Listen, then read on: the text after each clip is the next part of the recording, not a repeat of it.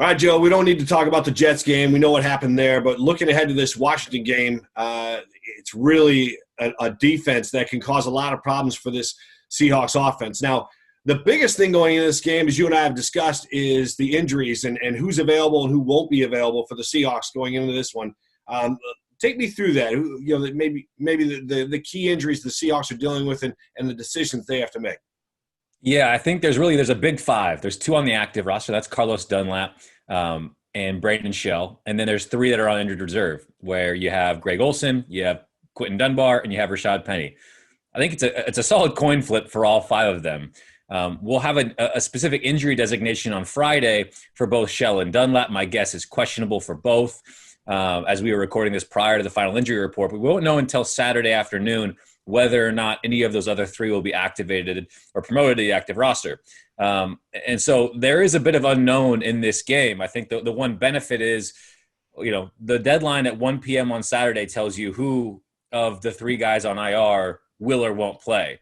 When it comes to Carlos Dunlap and Brayden Shell, that'll probably go all the way up until inactive is 90 minutes before kickoff. And so if you're looking at those five, the Seahawks will get a boost out of any of them that were able to play. But I think the biggest one they have to have in the lineup is Brayden Shell. One, he's their starting right tackle, and you've seen how things go south without him in the lineup. But I think also you're going against a really good defense. And this is a defense that ranks fourth in DVOA, sixth in scoring, fourth in yards allowed. And it's primarily due to that defensive line with Chase Young and Montez Sweat and Ryan Kerrigan, Daron Payne, Jonathan Allen. I mean, the list of first-round picks and just studs is immense. It's one of the best defensive lines in football. And so you want to have your starting right tackle in the game. So to me, when you're looking at all five of those, all big names, but Brayden Shell to me is the one that could make or break Seattle's offense on Sunday. All right, so before we flip it to Washington's side, let's touch on the Seahawks running back situation. Pete Carroll's been teasing Rashad Penny out there. He practiced this week. Everybody says he looks great.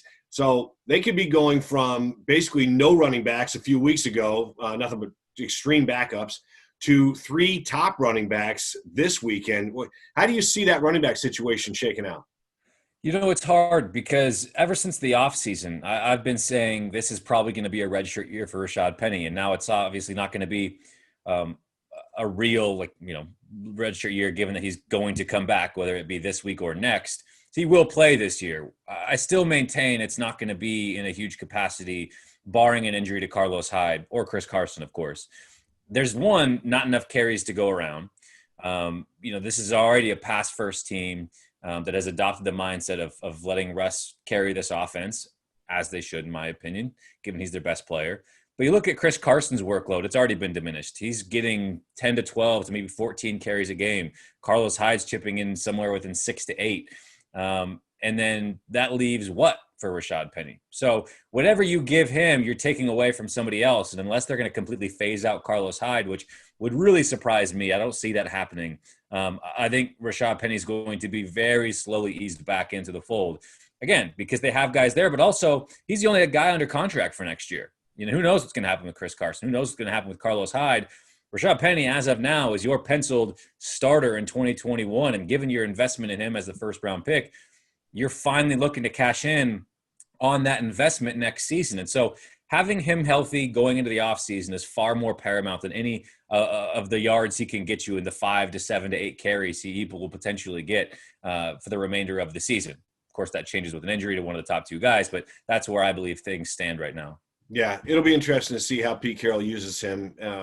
And I agree with you. It should be sparingly down the stretch here, but depending on injuries. But I really like the way Carlos Hyde has run this season. He's run on a mission and, maybe running for a contract. I mean, he still clearly still has gas in the tank, and he was, as it turned out, a key signing for this football team. So let's shift our gears now to Washington. It seems like, you're going to have Haskins at quarterback perhaps.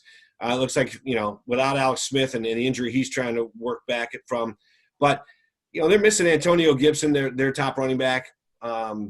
This could really shake out to be a pretty low-scoring game, don't you think, Joe? Yeah, I think there's a chance it looks a lot like the Giants game. You have an offense on the opposition that's very limited and a defense that's very good. probably a bit better in both scenarios. You probably have a bit better of an offense, especially with Terry McLaurin. He's better than any of the receivers the Giants, threw at Seattle a couple of weeks ago, and the defense is better as well. And so it's a better opponent, and one that has been hot lately. They haven't allowed more than 20 points in over a month, and that includes dominant wins against the Niners, then beating the Steelers, the first team to beat the Steelers and ending the Steelers' perfect record. So this team is hot, and I think to me it's paramount that, A, you don't let Terry McLaurin win this game for them.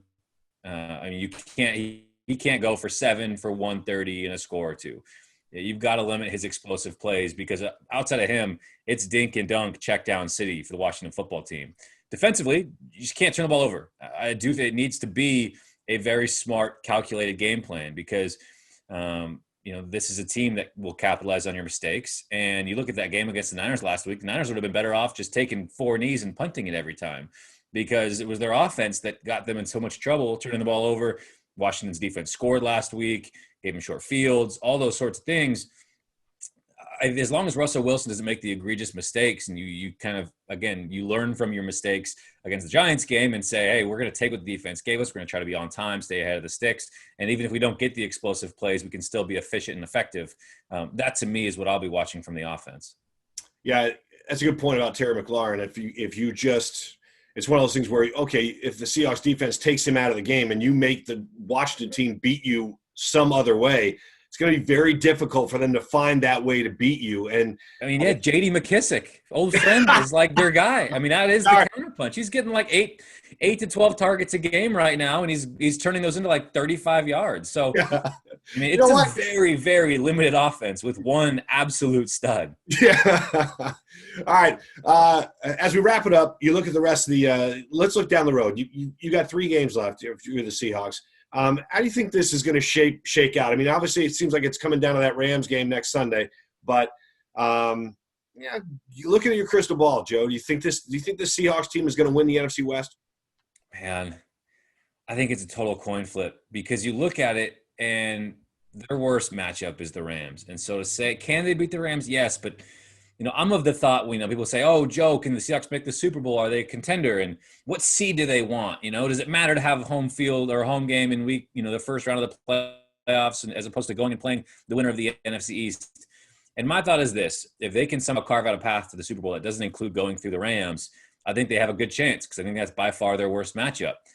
Problem is, to win the NFC West, they've got to go through the Rams. So I would lean towards no, but you're going to bet against Russell Wilson. That's not fun. That's a fool's errand as well. So I genuinely have no idea. And I'm really looking forward to the final 3 weeks of the season because I think they're going to be really fun. We got lucky last year getting to watch a Week 17 NFC West championship game against the Niners and Seahawks. And then this year it's Week 16 Rams and Seahawks. And that's irrelevant to whatever happens, this weekend. If either of those teams wins in Weeks 16 and 17, they win the division. So that weekend, that game next weekend is going to be big. Regardless, you hope for the momentum-wise, Seattle can get the job done against Washington this weekend as well.